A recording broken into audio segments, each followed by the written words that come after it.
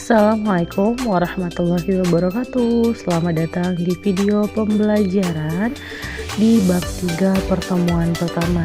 Nah, adapun judul materi kita pada bab 3 ini adalah memaknai peraturan perundang-undangan. Namun, pada kali ini kita masuk ke subbab yang pertama, yaitu mengenai pengertian peraturan perundang-undangan. Nah, baiklah.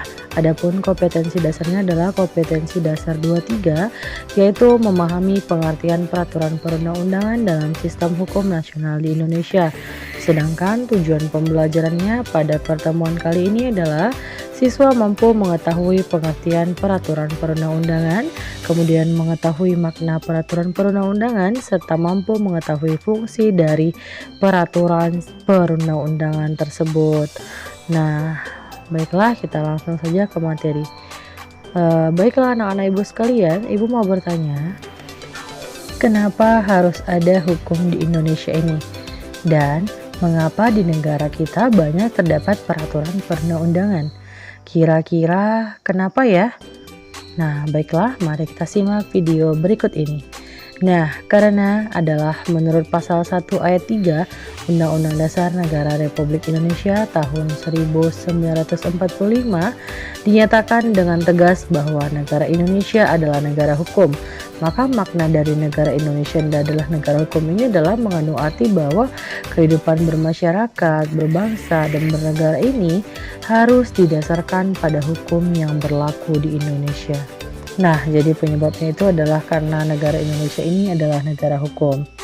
Nah, kemudian 3 unsur mutlak peraturan perundang-undangan. Yang pertama itu adalah berisi aturan-aturan yang mengatur dan membatasi tingkah laku manusia dalam masyarakat.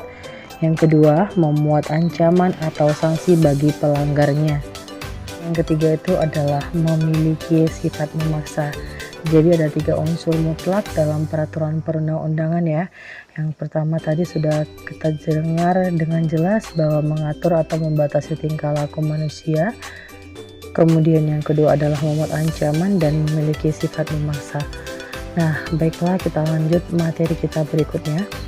Menurut Undang-Undang Nomor 12 Tahun 2011, pengertian dari peraturan perundang-undangan adalah peraturan tertulis yang memuat norma hukum yang mengikat secara umum dan dibentuk atau ditetapkan oleh lembaga negara atau pejabat yang berwenang melalui prosedur yang ditetapkan dalam peraturan perundang-undangan dan disertai sanksi serta bersifat mengikat. Nah, lihat, perhatikan yang berwarna merah, garis berwarna merah atau tulisan mereng berwarna merah, lembaga negara. Kira-kira apa saja lembaga negara di Indonesia? Yaitu ada DPR, kemudian ada DPRD, ada presiden, ada bupati, kemudian ada gubernur, kemudian ada camat. Nah, jadi itulah yang menetapkan ataupun yang membuat suatu peraturan yang berlaku di sekitar kita ya. Nah, dia itu adalah dibuat oleh pejabat yang berwenang melalui prosedur yang ditetapkan dalam peraturan perundang-undangan.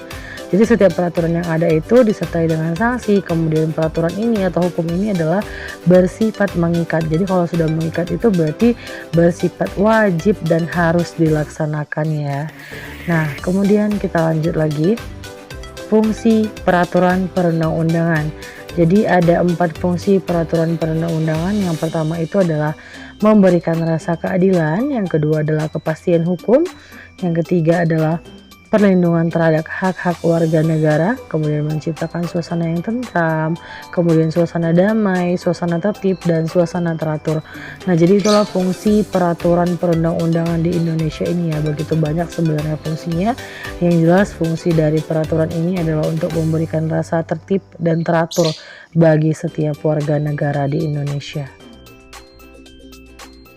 Nah, baiklah, tugasnya pada pertemuan kali ini adalah menyimak isi video dengan baik dan benar, kemudian mencatat kembali isi video, kemudian kamu kerjakan di buku catatan, kirim melalui WA pribadi ibu ya anak-anak ibu sekalian.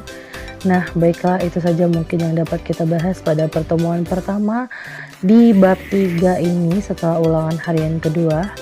Nah, jadi ibu harapkan disimak dulu videonya dengan baik dan benar ya. Nah, baik, ibu akhiri dengan mengucapkan salam. Wabillahi taufiq wal hidayah. Wassalamualaikum warahmatullahi wabarakatuh.